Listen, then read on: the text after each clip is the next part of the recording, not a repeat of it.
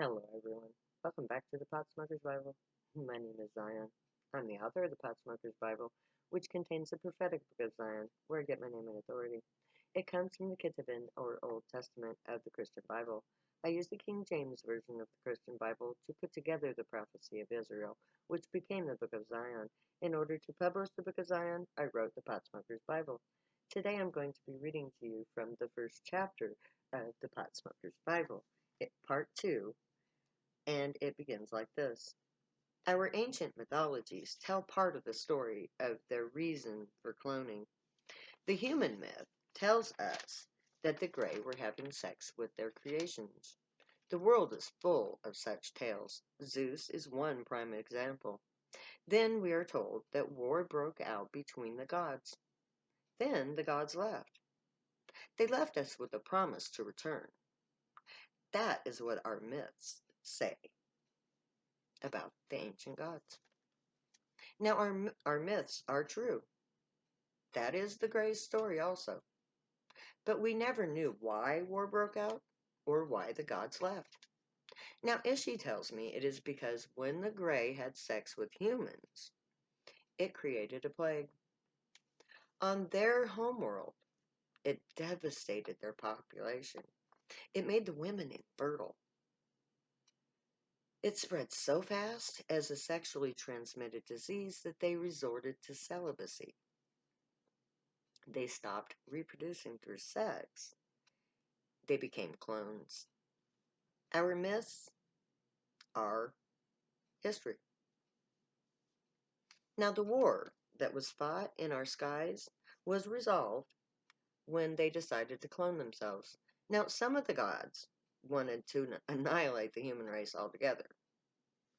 Others knew that we were vital to their survival. Our Grey DNA would be pure and allow them to recreate their race in our own image. So the War of the Gods ended. In order to keep our DNA pure, the Grey petitioned for and was given the right to isolate and preserve our race. We were quarantined so that other races wouldn't be introduced into our planet or our genome. So so we were isolated. The Grey also, of course, were banned from all contact with us. We were left to our own devices, so to speak. An infant race, more primitive than Grey. We had just enough intelligence to begin our journey, but we had no one to guide us except the Watchers. We did our worst, or perhaps our best, but with our gods absent, we went back to our primitive ways. The Watchers watched over us. They protected us from imminent danger. They guided those of us who were able to connect with them, people like Nostradamus and Einstein and Mahatma Gandhi. But they never came face to face with us. The Watchers were our unseen guides, protectors, keeping us safe until their return. We created for ourselves a society based on their memory. We struggled to survive. We followed our more primitive instincts. We created religions to explain our myths of the gods. But without contact with the gods, we recreated them in a more grandiose fashion. Our flesh and blood alien parents became fantastic, magical, all-powerful gods. Left to our own thoughts, we failed to create a society like that created by the Grey.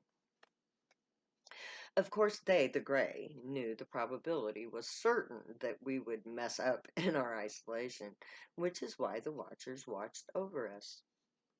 They ran the probabilities. They created a means to ensure that when the time for their return came, they would have the means to reconnect with us.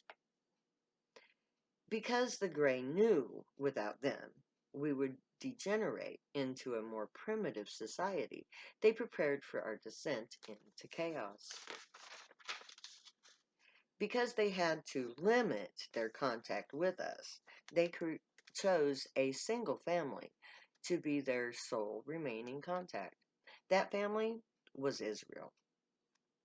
Abraham was singled out, and his bloodline was manipulated to ensure that no matter how wrong we went, there would always be one family remaining to connect to them.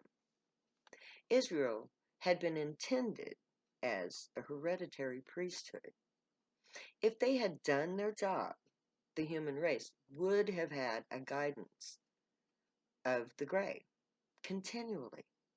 But when they refused, humanity was left to their own devices. Much of our knowledge of God was lost. Had the Jewish people remained as intended, our history would have been very different. When Israel rebelled, the Gray set in motion a very different plan to create a different priesthood, a priesthood designed to remain loyal to the Gray. But the plan was by necessity complicated. The prophecy of Zion was created. The priesthood of Zion is not a priesthood as we think of it. The Gray do not want to be worshipped. The priests were designed to be interpreters. The Gray are a race of telepaths.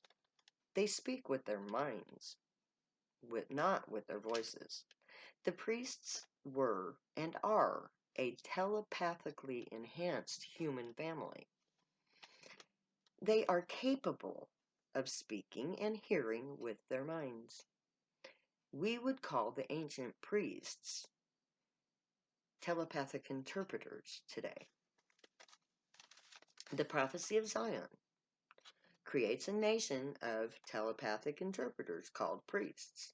Their jobs will be to work with the Gray to save humanity from itself. They will be teachers. They will create a better society. The Gray will provide them with the knowledge and the means to correct our childish and very dangerous social practices. The so-called priests of Zion will be interpreters, telepathically working with the Gray to save the human race from itself. The Gray have already created this priesthood. They've found people on Earth who are capable of telepathy. They have provided us with the means to activate our latent telepathic genes. They have manipulated our lives in order to teach us to be more like them. The priesthood of Zion walks among us, having already been created by our gods. Because of the lack of communication between our two races, the priests are unaware of their calling. They live their lives separate from society, but hidden within it. They don't know who or what they are. They have no clue of their purpose. They only know that they're different. Because there was no open communication with the Gray, the priests of Zion have no way of knowing what they are. The prophecy was written in order to create the means to communicate with this priesthood. It designates the future leaders of the priests. It teaches them of their purpose. It instructs them in how to bring about first contact. It provides them with the means to establish themselves in the existing society. The prophecy is the key to opening relations between species. When the leaders of Zion find the prophecy, they alone will understand it. As we know, the prophecy, as it has come down to us, is a mystery. It was a puzzle unsolvable, but Zion and Messiah know the language, and to them it speaks plainly. As the leaders of the priesthood, it was left to them to solve the mystery, the prophecy. The Gray are waiting for an event to take place. The priests have been instructed to stage an event that will allow the Gray to enter our world openly. It will establish the priesthood. It will be a worldwide event. It will focus the world's attention on them. This first contact event will be staged by the priests. It is what the Grey are waiting for. When this event occurs, the Grey will come bearing gifts for humanity. They will provide the priests with supplies and technologies capable of feeding the hungry, curing disease, and healing the mentally ill. They will work with the priests to provide for all of the population. Their arrival will be a gift of salvation for all of humanity. But the Grey will only work with the priesthood because of the need for telepathy. The priesthood is necessary, but the childish ways of the rest of the population is just as important a factor for the Grey. The Grey reserve the right to limit their human contact with their created counterparts, the priests. The nation of Zion, the families of the priests, and all those who choose to join them, this nation will be a physical place created for the priesthood. A spaceport will be built there. Schools will be established. Technologies will be developed for human use. All human alien contact will take place there. The nation of Zion will be the Grey human interface of our planet. The Grey feel that this place called Zion will be the safest means to integrate humanity and to introduce themselves to their children. They know that the majority of humans have been taught to fear them, so all contact will be in a single designated place. Those who do not trust the aliens won't have to deal with them. The Grey know that limited contact will be required to ease the fears of the people. The years following first contact will be very dangerous. It will be a very dangerous time for humanity. The fearful and the rejected will continue their childish activities. They will try to stop the inevitable social changes brought about by contact. This will create dangerous times for years to come. The foolish of our race have already created dangerous conditions. There is no way to stop the coming catastrophe. Since the 1990s, the Grey have been telling us that it's too late to stop the earth changes that have already begun. The Grey blame us 100%. We humans have sealed our own fate. The Grey left us instructions to prepare shelters in mountains in order to survive the main catastrophic event. We must be above ground level, but within the earth. Those who go underground will be entombed, those above ground incinerated. So the Grey warn us to go into the mountains to survive. The Grey created us. We are their genetic prodigy. We are their gods returned. Or they are our gods returned. They left us a message in the Torah. We will come and save you. We will teach you our ways. We will take you into the heavens. We are your creators. And so ends the first chapter of the Pot Smoker's Bible. This chapter, it's like the Grey are our gods. Literally, that is what God means.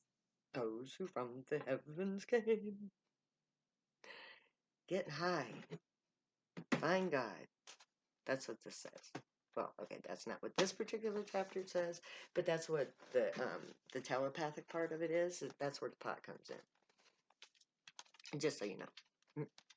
But anyway, this tells us that we, the people of Zion, the children of God, the priests of the temple, the future temple, must stage an event that will draw the world's attention to us and our cause. Now, when I wrote I finished writing the Pot Smoker's Bible in February of 2020, right before the pandemic hit in mass, right before George Floyd, right before Black Lives Matter took to the streets. May the Grey watch over you, guide you, protect you, and keep you from all harm, and may they teach you right from wrong. May you be worthy of them. May your thoughts, words, and deeds reflect truth, good, and light, the unicorn way. Find your joy and pursue it. Be your joy. Stay happy and high. If you do drugs, you have every right and reason to. Know that I love you. I'll see you later, 'cause I'll never say goodbye.